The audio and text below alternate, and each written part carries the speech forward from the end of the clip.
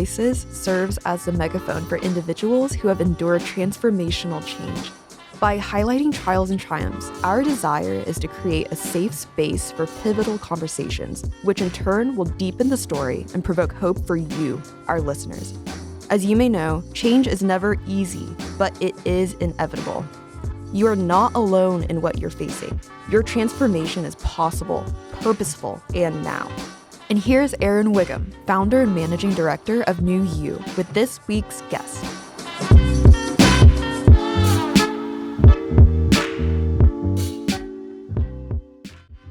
Welcome to another edition of New Voices. My name is Erin Wiggum. I'm the managing director and founder of New You. Also, I'm your host here of New Voices, and we're so happy for this guest we have today. We have an amazing woman with us today who's going to share some things and some tips and some tricks and all types of information for us. This woman here is an educator. She is a scholar. She is a developer. She is a financier. She is a strategist. She is hungry, yet full. She is a thought leader and a thought partner.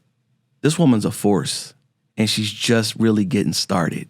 And so I'm so glad to bring to you today this wonderful young lady who's going to share some amazing things with us. I got to know her last year sometime, and we've partnered on so many things over the last 18 months to 20 months or whatever. So I'm just so excited to have the one and only, the designer's original, Raquel Wilson. Thank Raquel. you so much, Erin.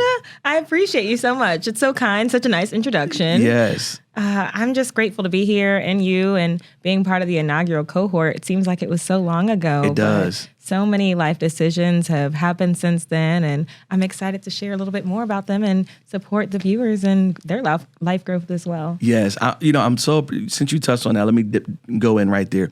I'm so excited because you were one of the individuals in the first cohort. There was 14 of you all. Montana, we already interviewed. She talked about all the wonderful things she's doing, right? Dr. Montana Kane. And then now you're here also from cohort 1, and you've done all types of riveting things. And so it just shows, it speaks to the value of individuals coming together. And even though you didn't work together, you challenged each other and you grew together. And Yes. The beauty of camaraderie, right? And being able to sharpen one another. And then to go live your wonderful best lives in your specific disciplines or your particular disciplines. And so we're just so glad to have you today. Great. Thank you for taking out the time to be with us. Oh, yes, my pleasure. Thanks for having me. Absolutely. So let's jump right in. I want to go back. Let's go way back to, Raquel as a young lady finding her way. Yes. Tell us where to start. Give us a little bit of the Raquel story. Well, I always like to mention that I'm from Ohio, the original O state. All right. O-H. I am. All right now. Don't get it twisted out here in Oklahoma, right? Yeah.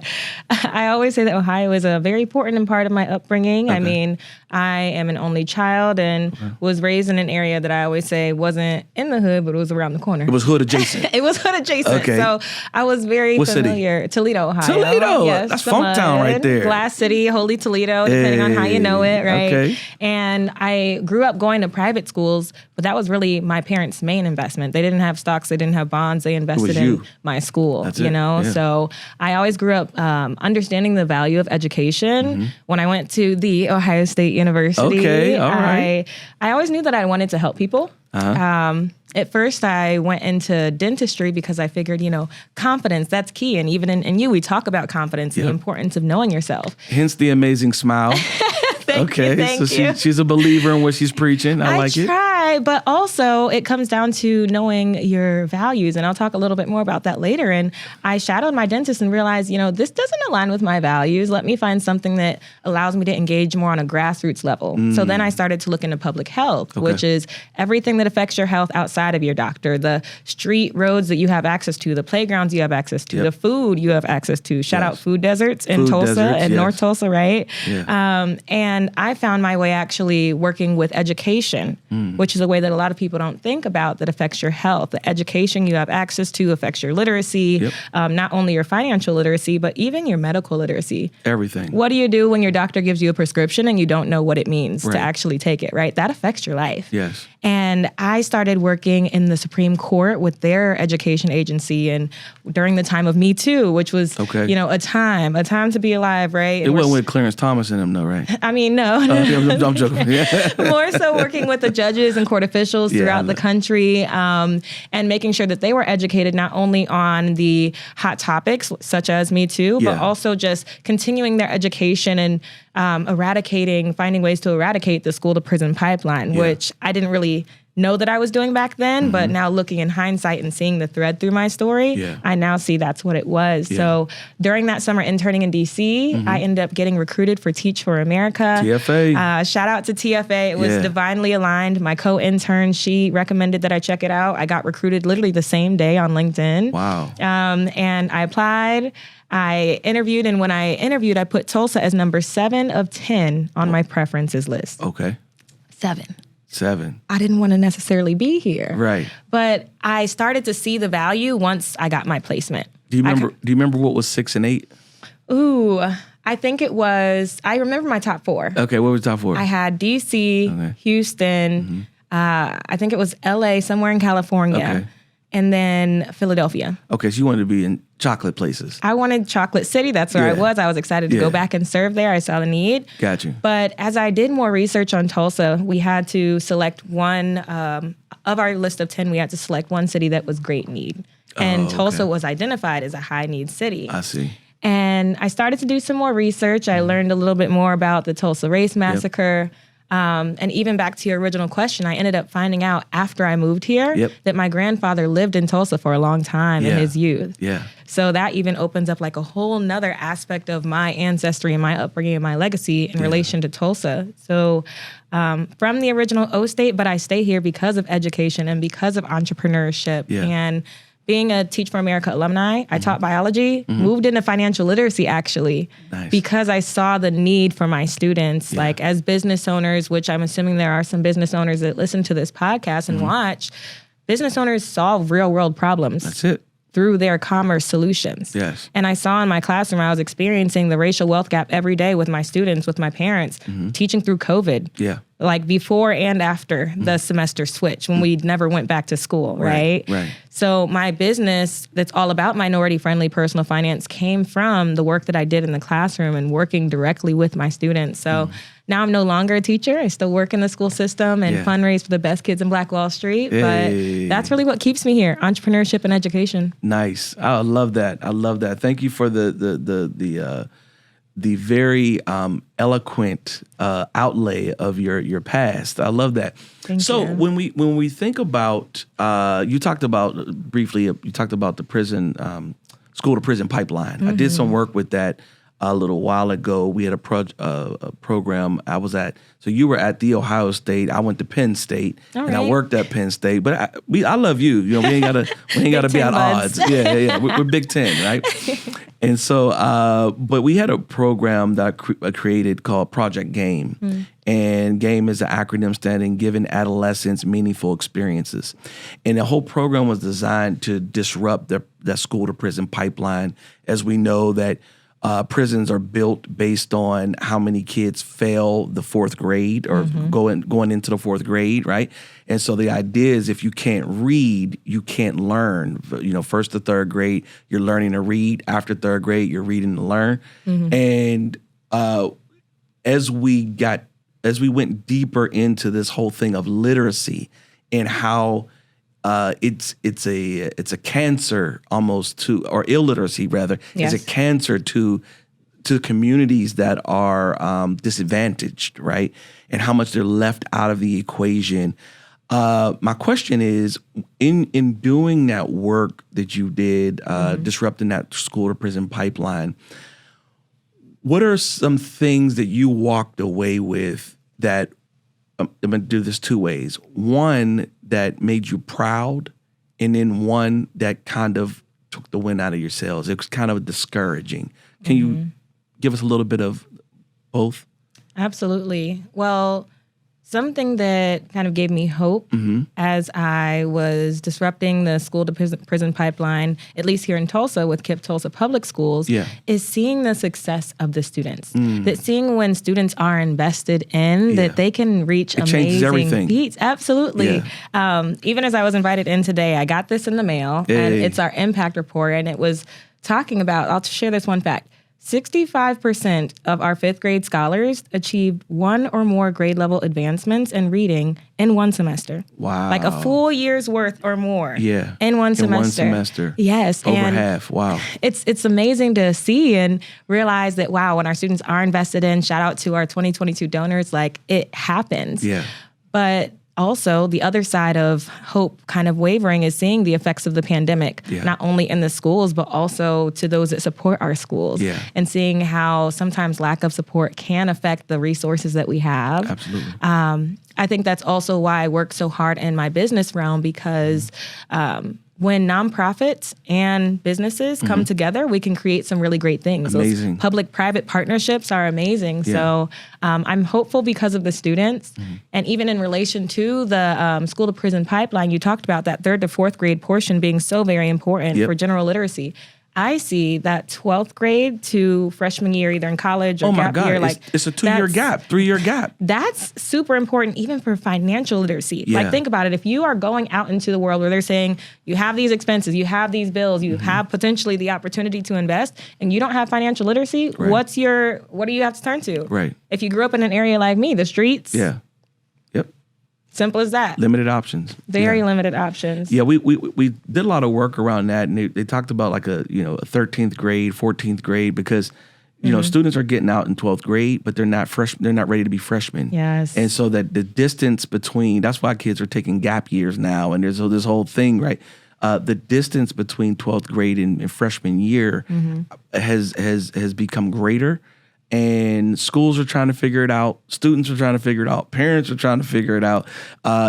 It's really become something that's been hard to kind of grapple with and like wrestle to the ground. How can we narrow that gap?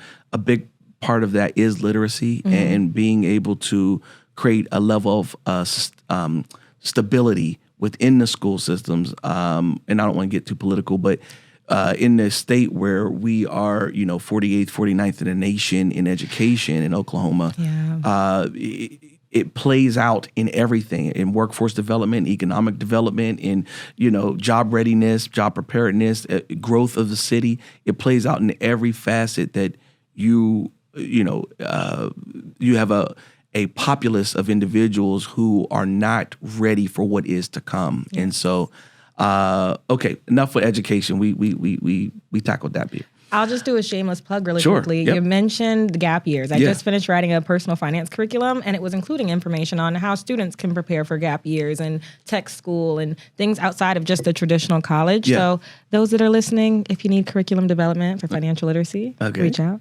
Cool. I love it. You're working on all the angles, girl. Okay, so I want to go a little bit more into your development year. So you're in DC, you do the internship, and that segues you into TFA, right? You ended up in Tulsa. You had never taught before, correct?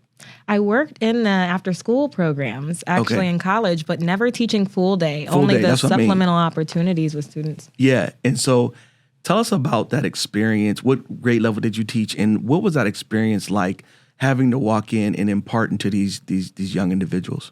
Oh, man. Like I said earlier, I get to advocate for the best students in Black Wall Street, and I believe that to the core. I love it. My kids are so awesome. It makes me want to tear up every time I talk about them because they're just that great. It was hard, though. Yeah. I taught during the 2019-2020 school year. The first semester, we were in the school system, and one of the things I love about KIPP is that teachers get, on average, 40-plus hours of professional development on top of what I was already doing with Teach for America. So it was highly intensive. There were many nights where I left the school when the sun was already set. Yeah. But again, seeing those outcomes on the other side and seeing actual students that I'm working with who previously didn't understand what mitosis was. And then after doing our edible cell project where students made cell models out of Rice Krispie treats and cakes and all these cool things, seeing the learning actually come to life. Yeah. And also being able to talk about CDC requirements during the pandemic in biology class, teaching Wow. 9th grade and 10th grade students. So it's applied immediately. Yes. Yeah. It was everything. When it comes to learning, it has to be easy to understand and easy to apply. Absolutely. And not only is that the UVP of my business, but also that's how I taught in the classroom. I made sure there were real life connections. I made sure that we brought in community members to speak about their experiences. And when I was a teacher, I would say that I wouldn't leave the role until the benefits that I brought to the system were in the system. And I'm so proud to have colleagues and fellow teachers that are doing the same type of things in their classrooms now, which continues to give me hope, as you asked about earlier. Yeah. Okay, that's wonderful. And so as you're going throughout this journey, you have, of course, you're in Tulsa, a brand new city. Had you been here before? I had not been here before. Yeah. I just knew that Tulsa was about 4 hours from Dallas. So if I didn't like it, I could always go go down. down. Yeah. I did the same research. I said, what cities are around here? I came here in the middle of a pandemic and sight unseen. Right, the weekend of a Trump rally, the weekend of Juneteenth. Oh. Right, all the friction was happening. Yeah. And when I landed here, the buildings downtown were boarded up because they thought there was going to be riots and whatnot.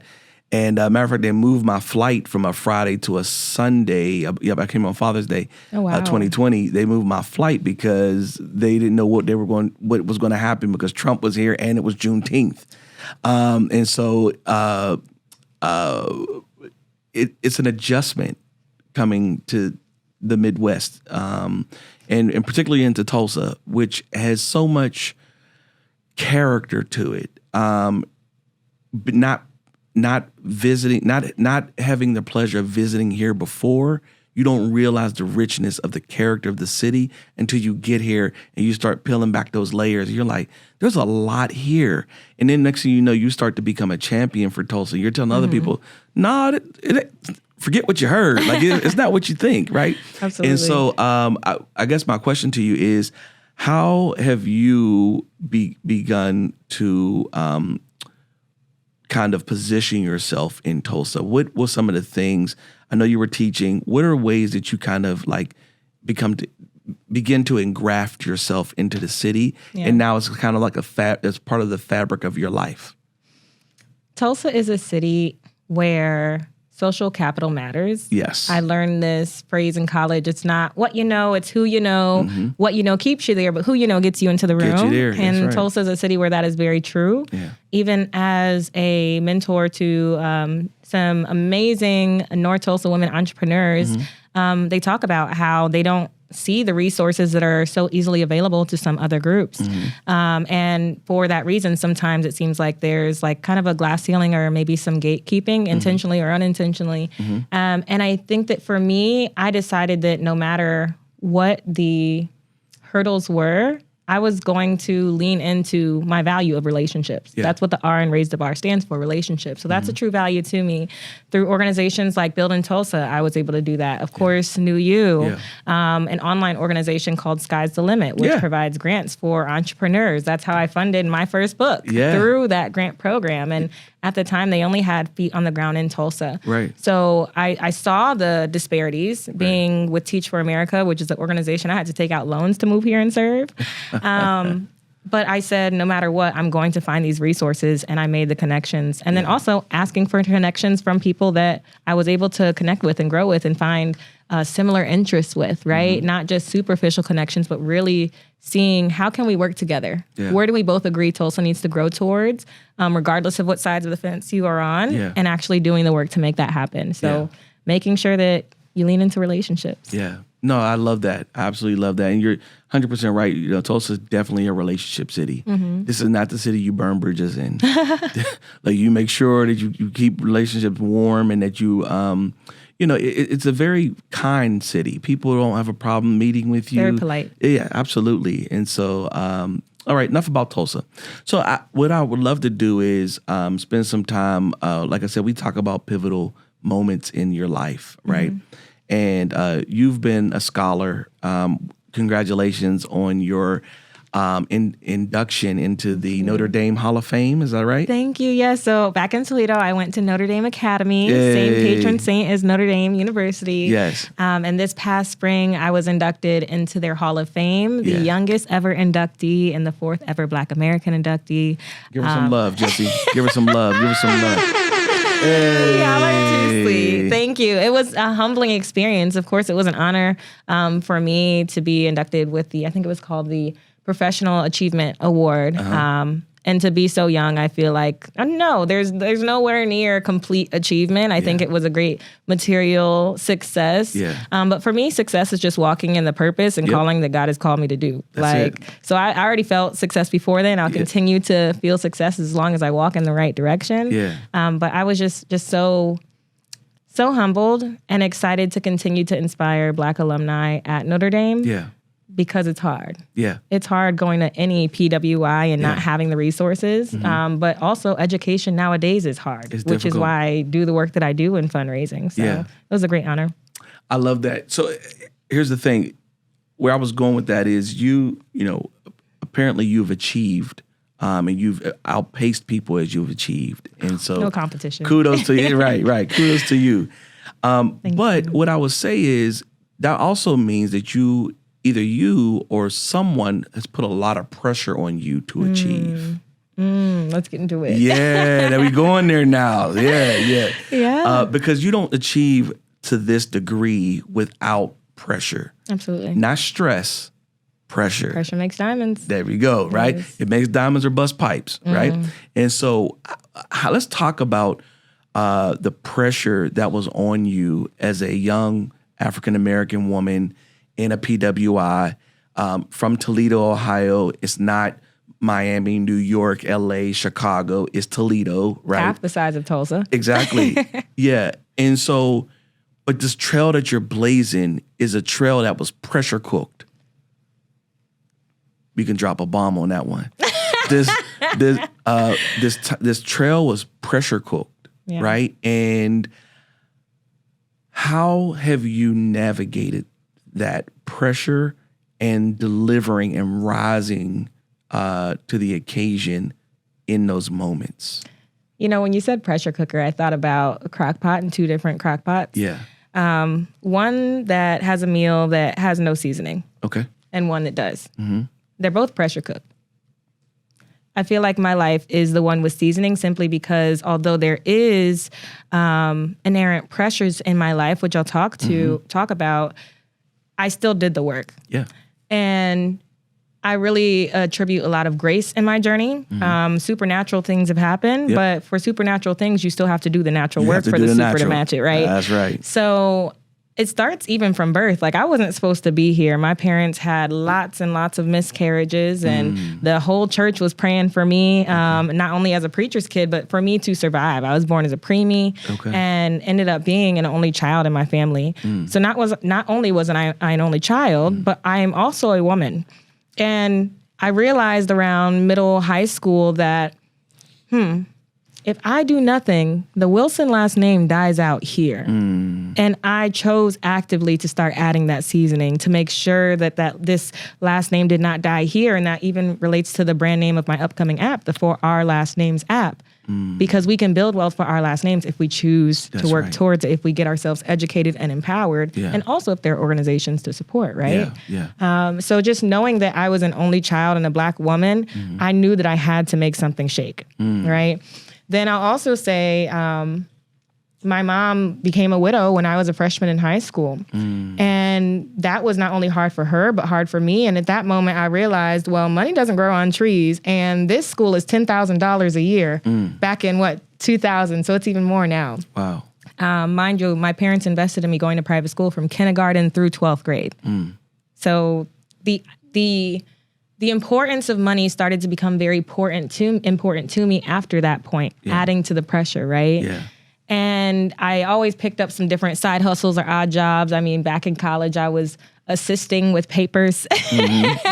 And I would say that for me, I was always trying to like climb this ladder that I couldn't reach the rung for of financial literacy. And then I came to a point of being able to learn more and being able to learn more about cryptocurrency and then paying off my student loans with my cryptocurrency profits and feeling like I was catching some of those rungs, adding more seasoning, doing more of the work to now share it to others who also were trying to reach the rungs of the ladder and not achieving on their wealth journey. Gotcha. So I will say that not only have those ascribed experiences of being an only child, a girl only child, as well as being the daughter of a widow, also seeing the effect of active work, of intentional work, of faith and works made me want to go harder and share it with other people to have the hope infect them as well. Wow. Even with my classroom, the personal finance curriculum I created for them, I saw how it impacted students. I saw how students were asking me, Miss Wilson, how can I actually start investing like after class? So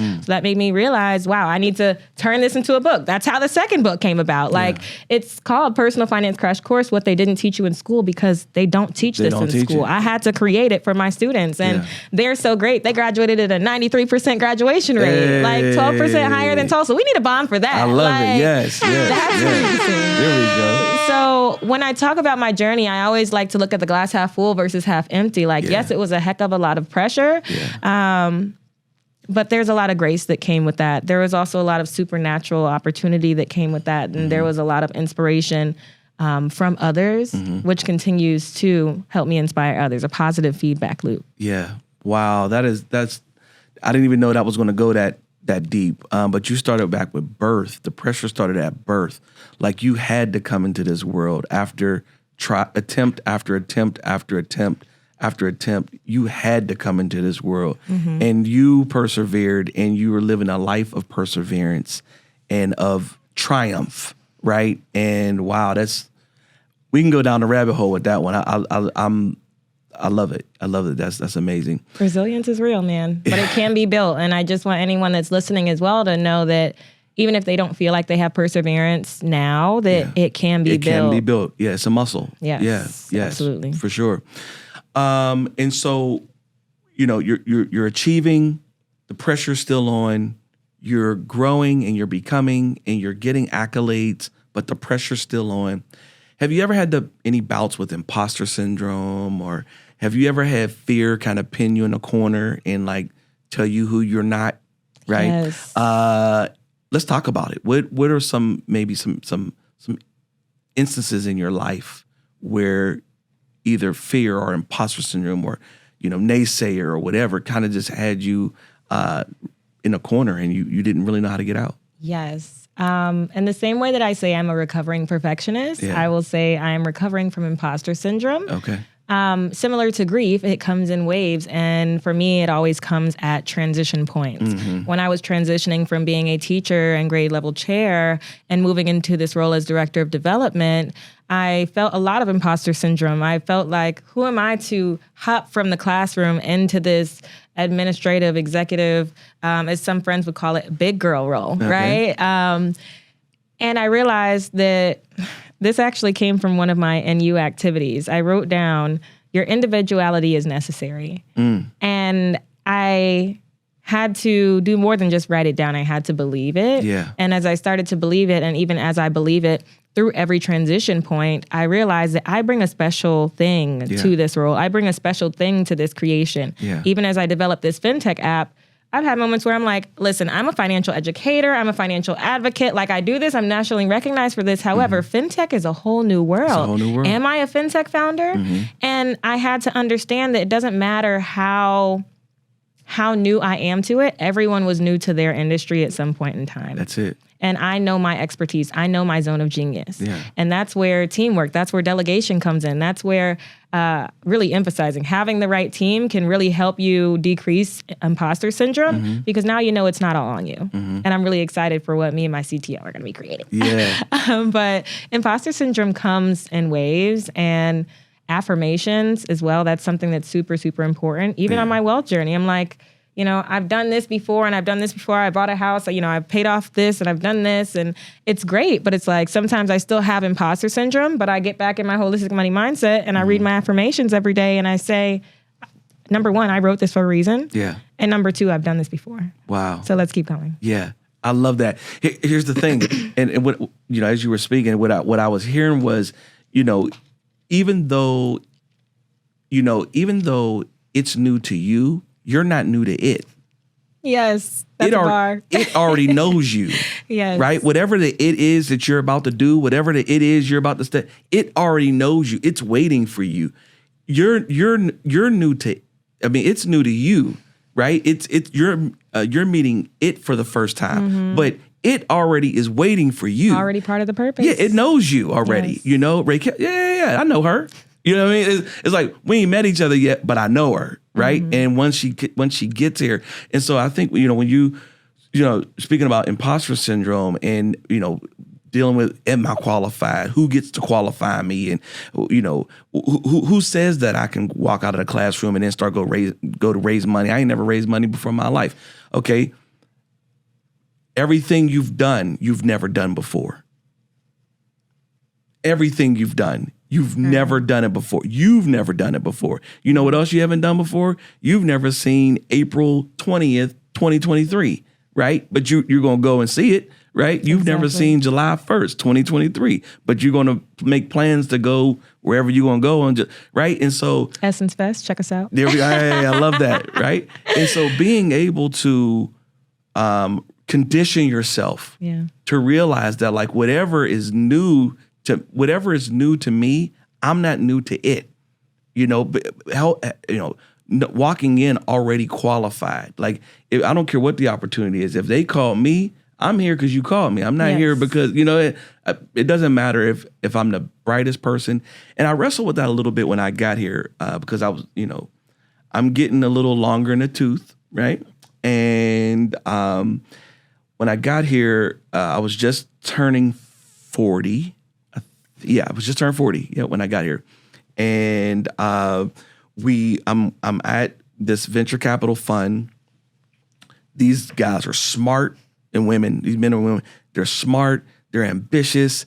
They've worked $1 million deals, $100 million deals. They've they're young and they're young. They're all 35 and under. Right, I'm the oldest. They would call me uncle in the company. I'm like, I'm uncle. I'm 3 years older than you. Like, what you?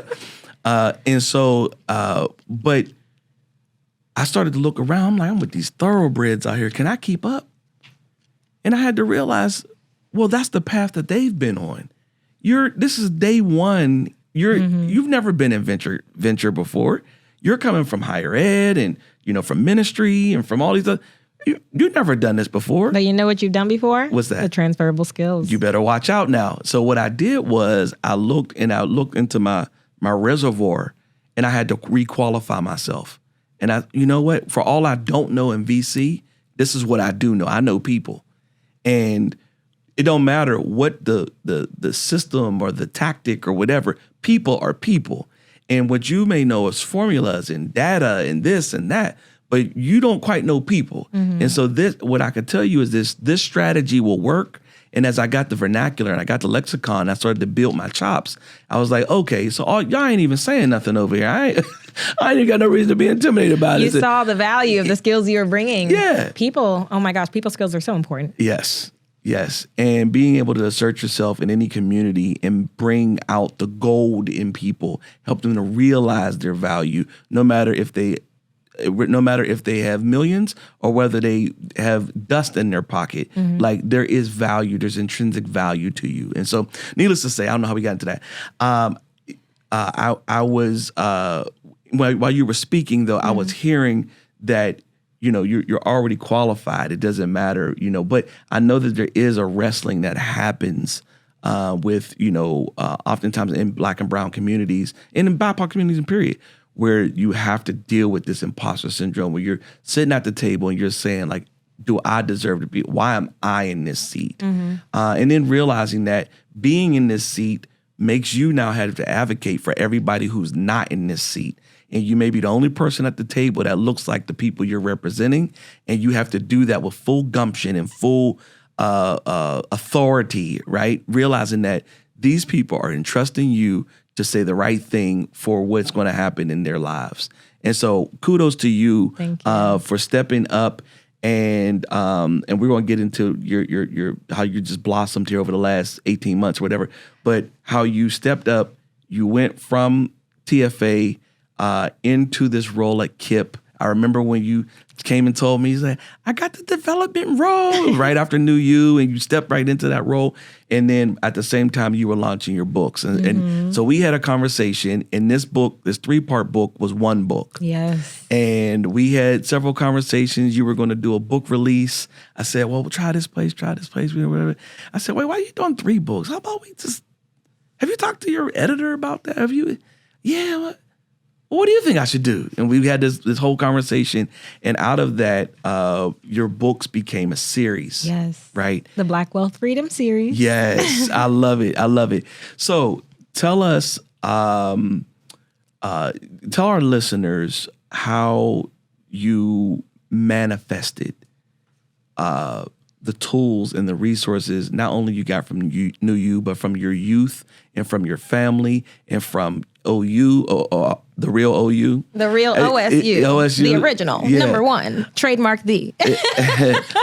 And now you're pouring that back into individuals, young minds, and young scholars. Tell us a little bit about how you've done that. Yeah. One thing I will say to connect to your past point that I want to share with individuals that are listening now that might be that only at the table or that youngest or the, all of those things. Yes, it's great for you to represent the identity of people that are also not at the table, but also put that responsibility on your allies as well. Yeah. I was recently at a development meeting, and there was only one Black woman there aside from myself. I was online, she was in person. And there was a white ally who mentioned, like, what are we doing to level the playing field in relation to, like, for example, the racial and gender wealth gap when there's only one person of color in this room of 60 people. And there wasn't really a response. Right. So that shows opportunity for growth, and that shows that we also can sometimes rely on our allies. Exactly. And that leads into my book series, because not every single child I taught was Black. Yeah. But it's so important to have information that is for us, by us. By us, yes. Right? And anyone, regardless of their race, can pick up this book and learn quite a bit of really good information. But I wanted to create something where people felt seen. That if I saw this on my bookshelf or in a library when I was a kid, that I would feel seen. And there was a time when I only had the first book out. And actually, I think it was just the first 2 books, Holistic Money Mindset and Personal Finance Crash Course. And I had one poking out of my purse. Put them up again a little bit longer so they can see them. Y'all. This is book 1, Holistic Money Mindset, get your mind right. Book 2, Personal Finance Crash Course, get all of your money right. And book 3, the Money Moves Workbook, Achieving Your Wealth Goals in 12 months or less, to really get the proactive and reactive reflections in your money moves, in your budget. So thank you for that. Where can they purchase these? They can purchase them online at our website, rtbinvestments.org. They're also online with Amazon and Walmart and Target. But I always say shop direct. You'll get some really great items as well as discounts and updates. Nice. So Okay. Thank you for that. Yes. And going back to that story, there was a time where one of my books was popping out of my bag during a parent-teacher conference. And it happened to show the back of my book. It was like upside down. Yeah. And one of my students was like, oh, is that you? And like she pulled out the book and she saw that it was me on the back of my book. Blown away. And I'm like, but that can be you. Yes. And that can be you if you do the work. Yeah. And if, number one, you have that exposure and that empowerment, which she captured in that moment. Nice. So I have it not only for that financial empowerment, but also for people affected by the gender and racial wealth gap to see I can do this because someone that looks like me has also done this. Wow. Versus people that are talking about personal finance and don't have any shared identity or shared experiences. That's why I'm creating this app to empower first generation investors, because whether you're red, yellow, black, or white, I'm from Ohio where we had Appalachia. Yeah. And there are people that are all different shades in Appalachia that do not have experience investing. Yes. For many different reasons. Yeah. So, in short, I just wanted to really solve that problem that I saw in my classroom, bring it to market, get additional qualifications. I'm a certified financial education instructor because I knew that I couldn't just speak to my own experiences. Like, that was great, but we need to also make it generalizable and work for every person because personal finance is so personal, right?